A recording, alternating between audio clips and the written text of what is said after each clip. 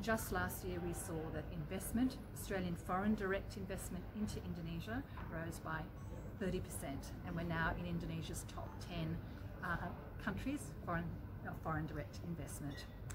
This mission is focusing on agricultural productivity and food security. These are issues which both Australia and Indonesia...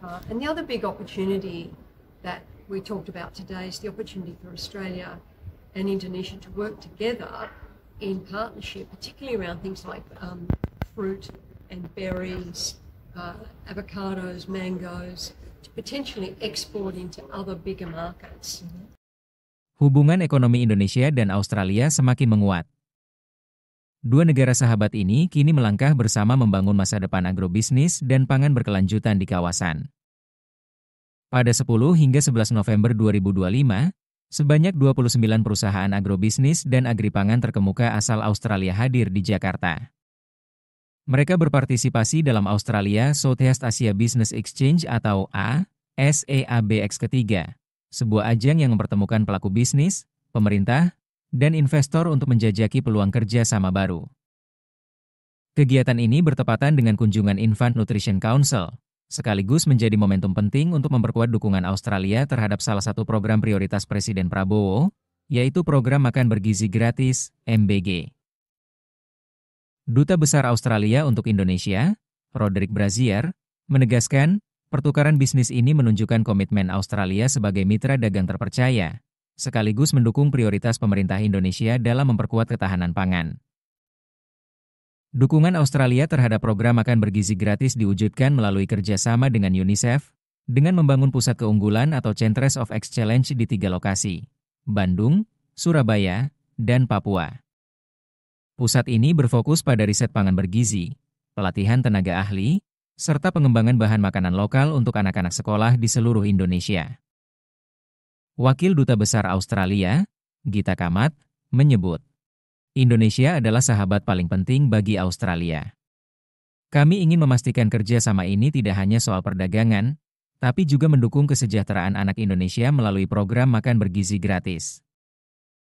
Sementara itu, Jennifer Westacott AC, Australia's Business Champion for Indonesia, menilai hubungan kedua negara telah memasuki fase yang lebih strategis. Kerjasama ini bukan sekadar soal ekspor-impor, tapi tentang menciptakan sistem pangan yang tangguh dan berkelanjutan di kawasan Asia Pasifik. Selain di bidang pangan, Australia juga berbagi pengalaman dalam pengembangan peternakan, teknologi pakan ternak, hingga produksi susu dan daging. Hal ini menjadi bagian dari dukungan Australia untuk membantu Indonesia mencapai swasembada pangan nasional. Australia siap membantu Indonesia mengembangkan peternakan modern dan meningkatkan kualitas nutrisi bagi masyarakat. Program A-SEABX sendiri merupakan inisiatif pemerintah Australia untuk memperluas jejaring perdagangan dan investasi dengan Asia Tenggara. Melalui forum ini, Indonesia dan Australia tak hanya memperkuat hubungan ekonomi, tetapi juga meneguhkan komitmen untuk membangun masa depan pangan yang lebih sehat, inklusif, dan berkelanjutan.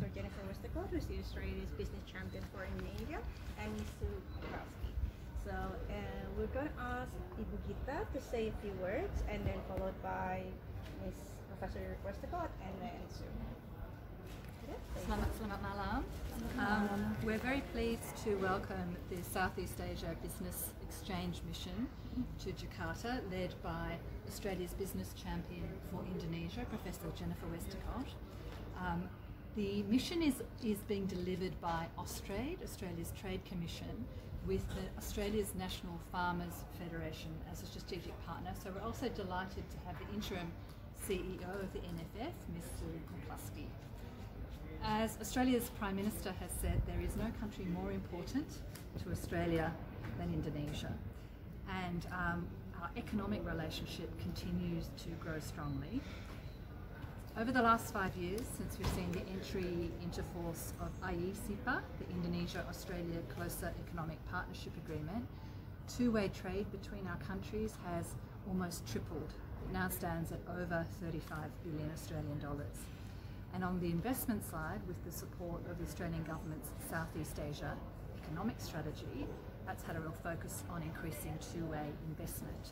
And just last year we saw that investment, Australian foreign direct investment into Indonesia rose by 30%, and we're now in Indonesia's top 10 countries foreign direct investment. This mission is focusing on agricultural productivity and food security. These are issues which both Australia and Indonesia are very focused on. So I might now hand over to Professor Westacott. Thank you, Deputy Ambassador. Well, it's great to be here leading another trade mission, this one focused on agribusiness, agriculture and food security. We've got 29 leading organisations from Australia here, some companies that have been working deeply in Indonesia for a long time.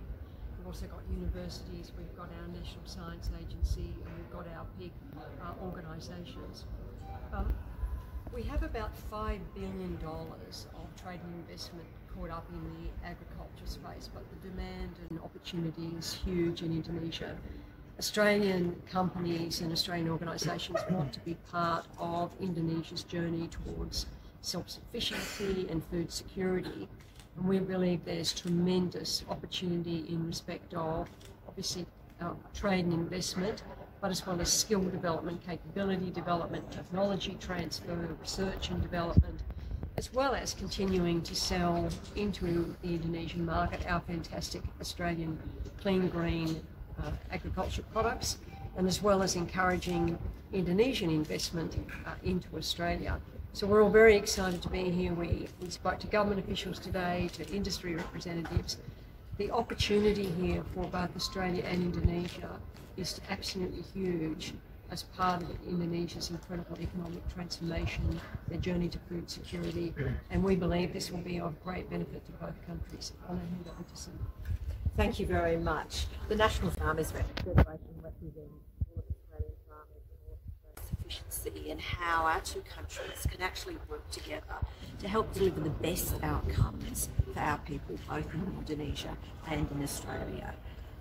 The partnerships that we can build and forge on, build on many years of a really good relationship between Australia and Indonesia, and certainly in the agriculture and agribusiness supply chain, there are huge opportunities to be able to partner and build the capacity here in Indonesia to help be able to obtain those ambitions to reach self-sufficiency.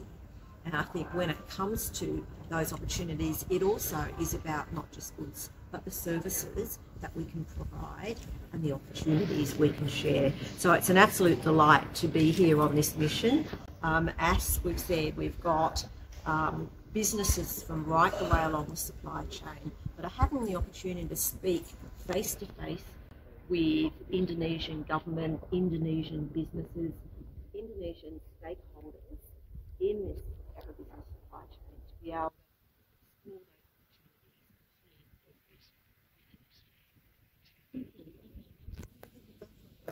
those Question? You give that an answer? And maybe Professor Westacott. So I see that Mensesnek has announced that President Prabowo will be visiting Sydney.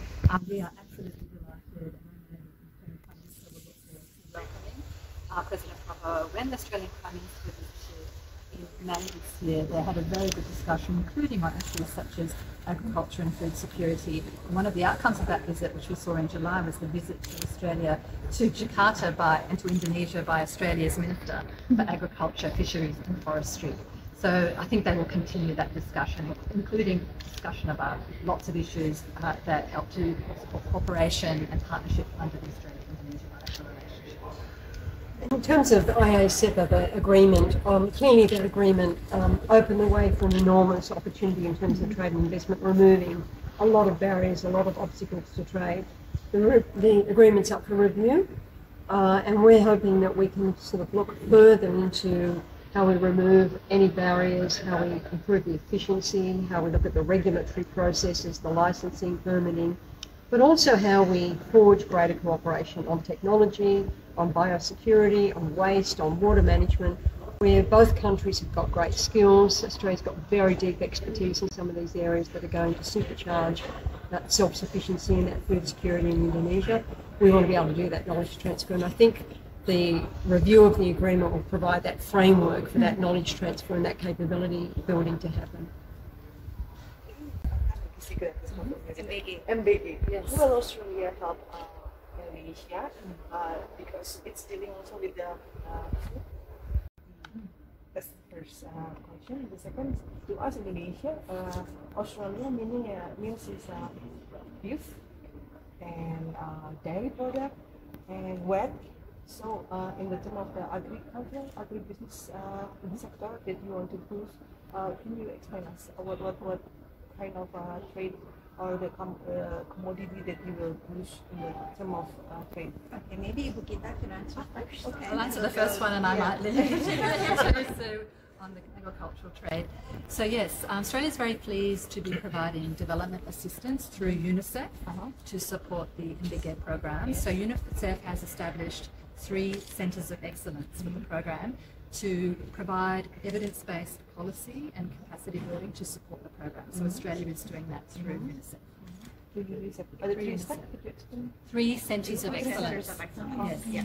Yes. One is in Bandung, one is I think in Surabaya, and one is in Papua. Really, the Australia provide the technical assistance, technical staff, or through UNICEF. UNICEF has established the 3 centres of excellence. Yeah.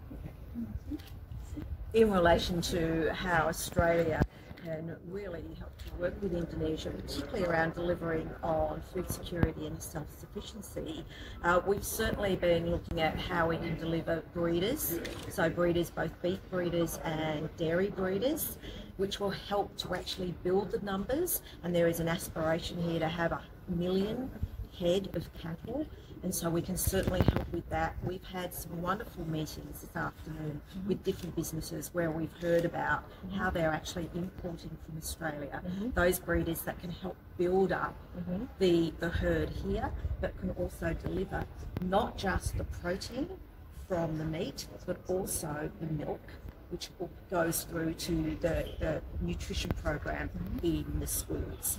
So that is something we're looking at. We've also had conversations about delivery of wheat, but more for feedstocks, because there's an absolute need when you grow your breeder numbers to be able to feed them. And so looking at the import of wheat, but also canola and canola meal and what that may mean, and the opportunities to perhaps have a look at partnerships with processing here in Indonesia, so the meal can go in as feedstock. Oh no, I think the other conversation along all of those commodities is around capability building. Big conversation today about skills. It's great we've got universities here, but also research and development, driving not just getting the numbers of cattle, but driving better production methodology, driving better technology.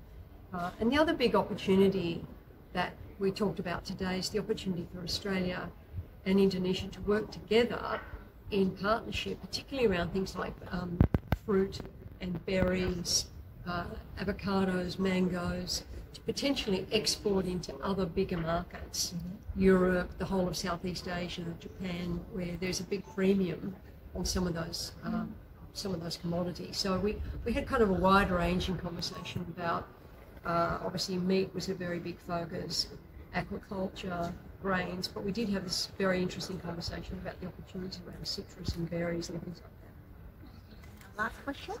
Ada pertanyaan lagi? Just like a quick clarification regarding the food partnership. So basically the citrus farms will be built here in Indonesia? Well, we were just in early conversations, but there's obviously an opportunity. I think the real breakthrough today is to not just see the trade relationship as a relationship between Australia and Indonesia, but partnerships that allow us to then trade together into these bigger markets where you're kind of into a supply chain of 1 billion people, rather than just thinking about it as a trade between Australia and Indonesia. So all Indonesian enterprises are now under Danantara. I wonder if there are plans for in Australia and Indonesia to partner on agriculture sector involving Danantara, the sovereign wealth fund? Well, Danantara is a great initiative of the Indonesian government. It allows particularly Australian companies to deal with one entity, and obviously the reforms that Danantara will be doing. So it's certainly going to make trade a lot easier. We had a terrific visit from Danantara to Australia. We had some of Australia's leading companies at those briefings. A lot of excitement in Australia about Danantara, but it's that capacity to galvanise investment, to have a much more simple pathway for Australian companies. So it's a terrific initiative. Oke, terima kasih semuanya. Thank you so much.